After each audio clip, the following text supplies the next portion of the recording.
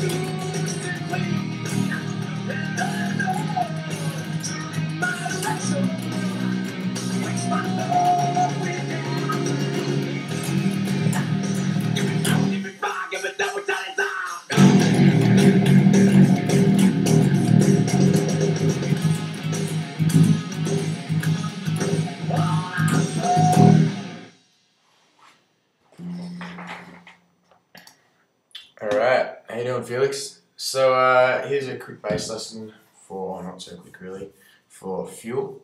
Now, this song's difficult because it's got a lot of different sections. I'm sure you noticed me sort of forgetting where I was a couple of times. I had to check where what was happening next.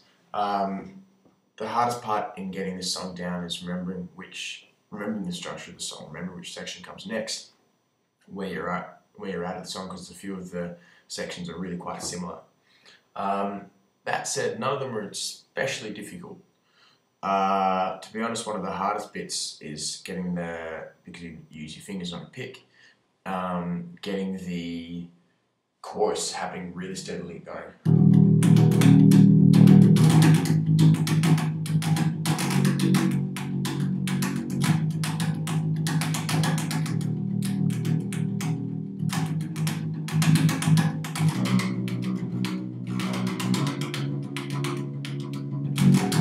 And I can do the riff from there.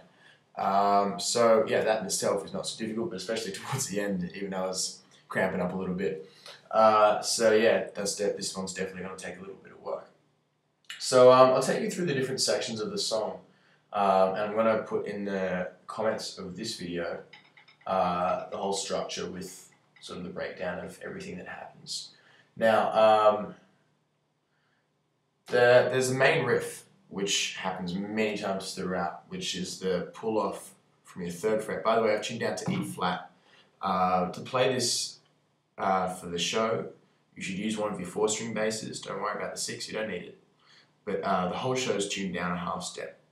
This is going to be really difficult if you try and play in standard, even on a lower string, because instead of pulling off from the 3rd fret to the open, you're going to need to use your whole hand, like something like that, which is going to be really difficult considering how fast the song goes. Anyway, so yeah, that first section goes like this.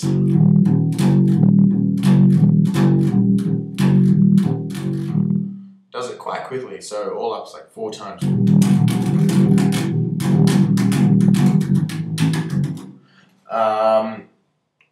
Which sounds, yeah, it's quick, but it's actually quite simple. What I'm doing is I'm pulling off from my 3rd fret, the G. I'm going to call it a G for simplicity's sake. In actual fact, it's a G flat, seeing as we're tuned down. Pulling off from the G, my 3rd fret, to the open E. And I'm doing this 3 times in this rhythm.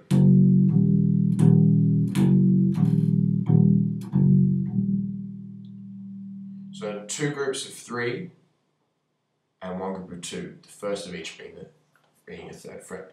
1, 2, 3, 1, 2, 3, 1, 2. So that's 1 group, and you put it together as 4 groups of that. I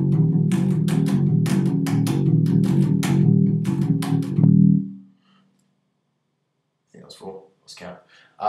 So you do that 4 times, and there's a sort of turnaround at the end. I'm hammering on from 3rd fret to 5th fret, from G to A flat, whatever.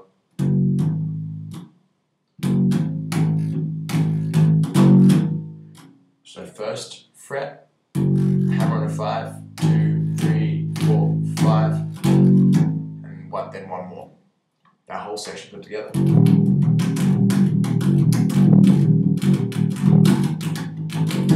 Also, it's 3 groups of the pull-off, and the 4th being the turnaround. My bad, fix that one up.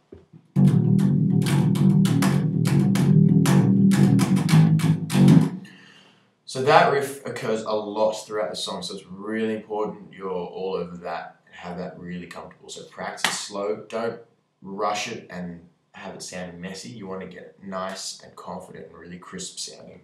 The sound of this bass, I think, is probably going to be quite scrappy coming through the computer speakers, but you want to, work on your sound so it's really nice and punchy.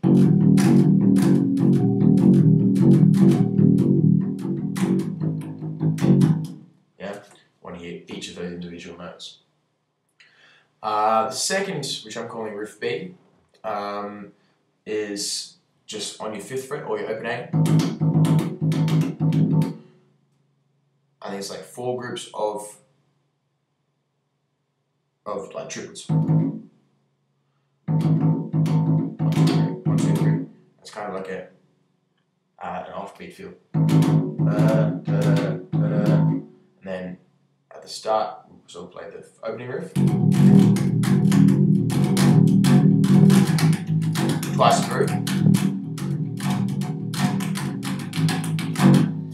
straight into back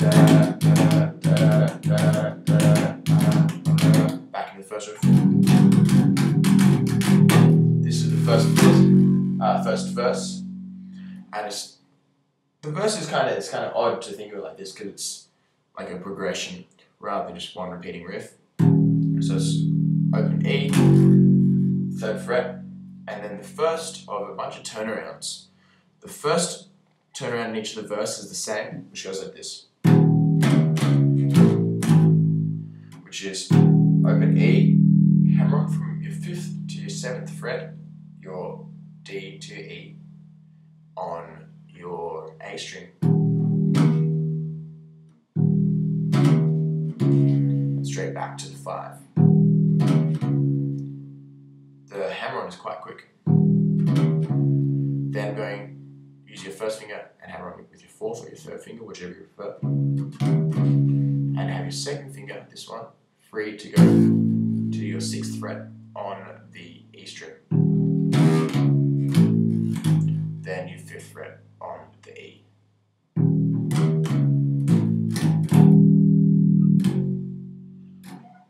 Then you've got this, what I'm going to call the descending riff, which occurs quite frequently throughout. It goes from the B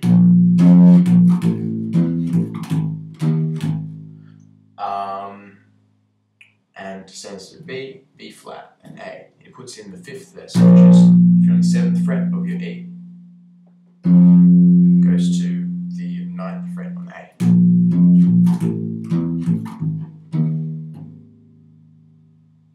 And back. So E, A, E, E, A, E, E, A, E. Those are the strings going. So top string, 2nd, back to top for each of them. 7, 9, 7, 6, 8, 6, 5, 7, 5, and then back into riff B. And then back into riff A. You're then into the 2nd sort of turnaround in the 1st verse. So each verse has 2 turnarounds. The first is the same for the 1st and 2nd verse, but the 2nd one changes. The 2nd one goes like this. Starts the same.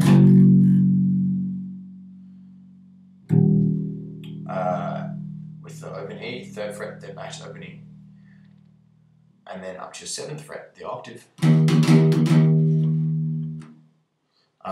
So if you play that in context. So that replaces the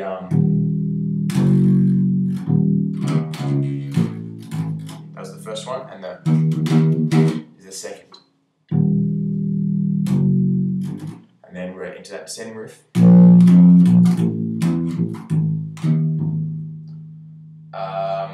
And back into riff B. And then back to riff A. And that the rhythm changes slightly for the drums, but I think the bass stays more or less the same. And then you're into the chorus, which is that just straight 16th notes. E, up to A, G, back to A, then E again, to A, C, 3rd fret, A string, D, 5th fret, back to the 1st riff. That's when he has the hook, give me fuel, give me fire, etc. And then it's the stop with the single open E. And then the riff starts again, guitar brings in first, and a couple of beats later, about a half bar later, bass comes back in with the up.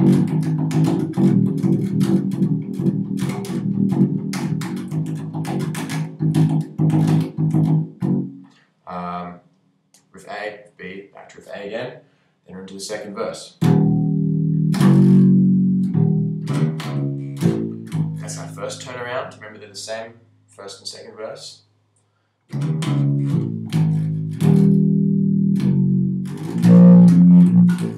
Descending riff.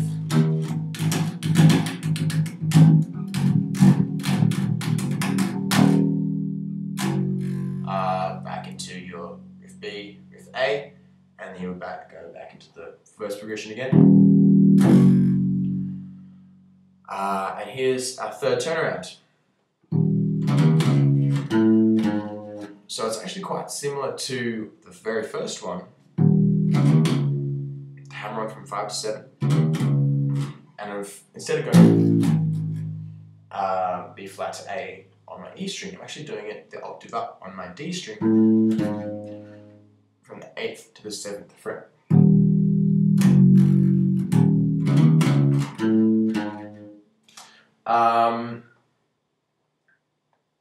And then, as normal, descending riff.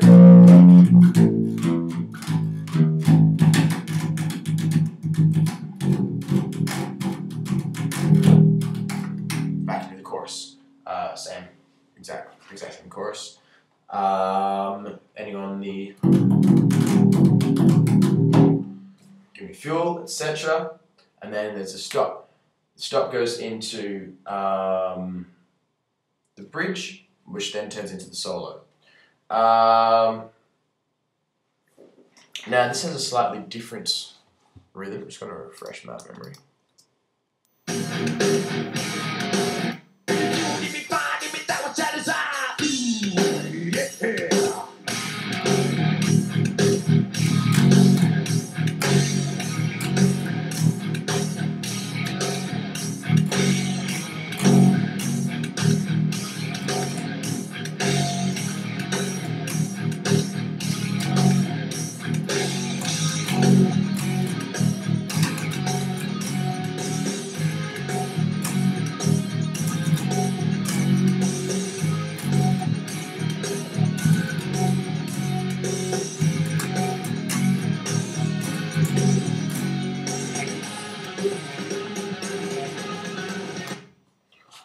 Cool. So this, the opening part of the guitar solo starts over this. This riff repeats 4 times. So it's a triplet, 1, 2, 3 on the open E, then your 3rd fret on the E string as well.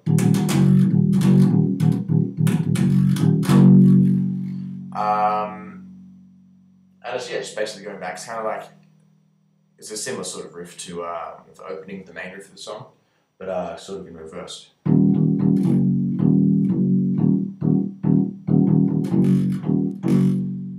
You repeat that whole thing 4 times. 1,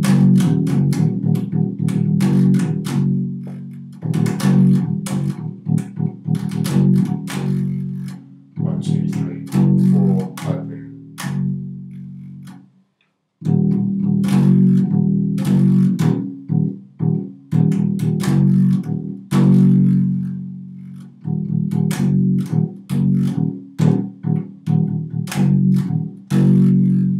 So that's like half the length, and then you do twice more through it. And then you have the next part of the bridge, which is basically the same rhythm, just going from the 5th fret.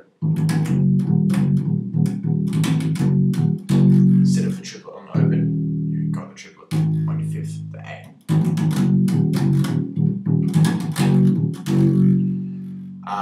And then after that, it goes, the guitar does something else. It's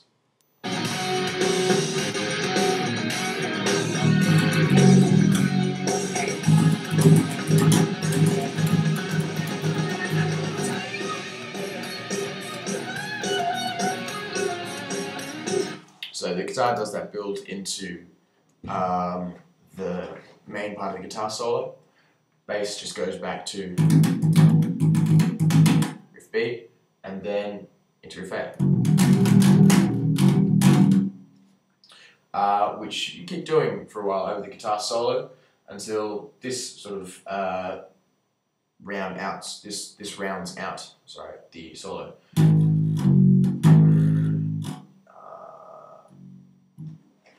Got the rhythm for that.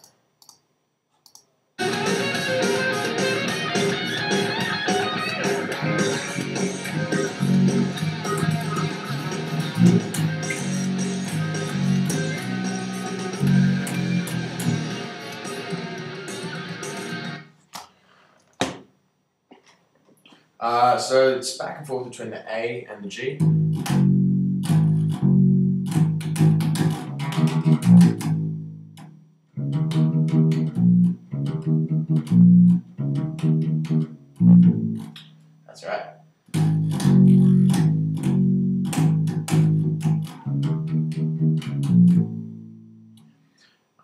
and forth, then 1, 2, 3, 4.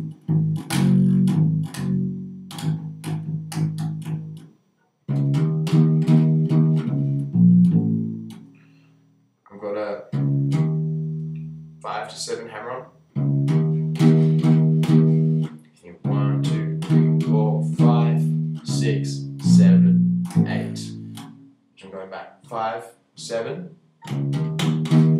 5, 7 on the E, 6 on the E, and then back to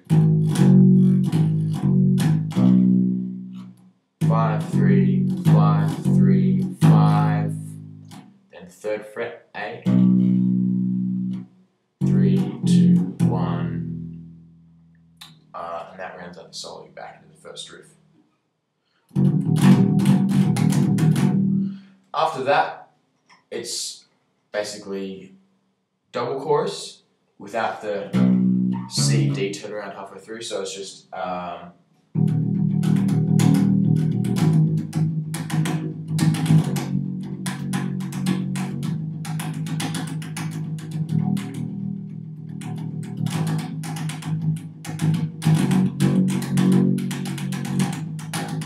starts again. So it's just E, A, G, A twice, and then back to the start of the chorus. You play the chorus the whole way through, including the C, D turnaround. Then you got the same sort of post-chorus as you always do, which is the riff with a stop, then first riff again,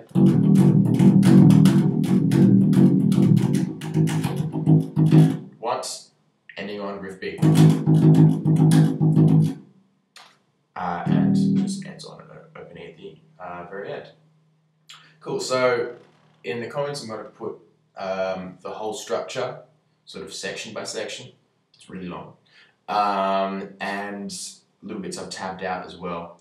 That'll help you around. You should print that out, follow that when you're playing along with the song. It'll help you get the structure down, get it into your head, and follow that in the School of Rock rehearsals. Cool, man. I'll see you later.